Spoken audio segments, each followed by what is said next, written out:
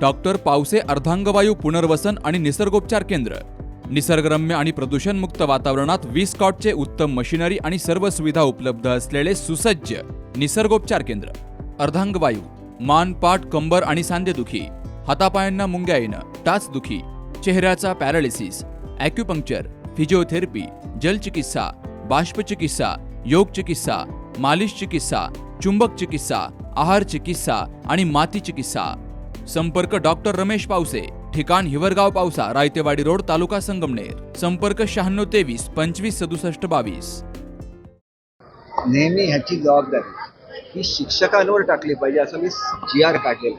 ज्या शिक्षकांना शिकवता नसेल त्यांना सरकारच्या खर्चाने ट्रेनिंगला पाठवलं जाईल, असं सुद्धा त्या GR मध्ये म्हटलेलं आहे.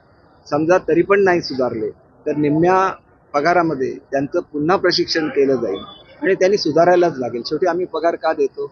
मुलं सुधारावी, मुलं शिकावी, मुलांचं आयुष्य घडावं म्हणून आम्ही एवढा मोठा प्रकार हे देतो. म्हणजे आमच्या राज्याचा एकूण जो पगार आहे तो 1,42,000 कोटी आहे. त्याच्यापैकी 70,000 कोटी हा केवळ शिक्षकांचा पगार आहे.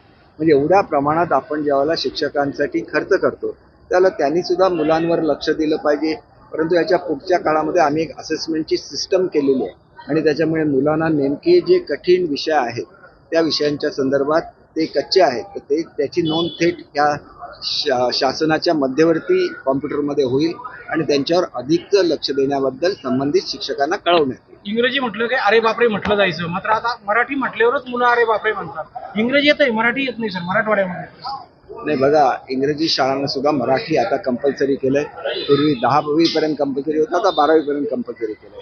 मराठीमध्ये उच्च शिक्षणाची सोय केलेली आहे, त्याच्यामुळे मग आपोआप मराठीकडे वळणार आहे. दादा, अरे 7 दिवसावर आले लग्न, सगळी तयारी झाली, पण फर्निचरचं काय? गृहवस्तू भांडार. 10 ठिकाणी फिरण्यापेक्षा आपल्याला हव्या असलेल्या वस्तूंच्या हजारो व्हरायटीज एकाच ठिकाणी पाहायला मिळतात फक्त गृहवस्तू भांडार मध्ये.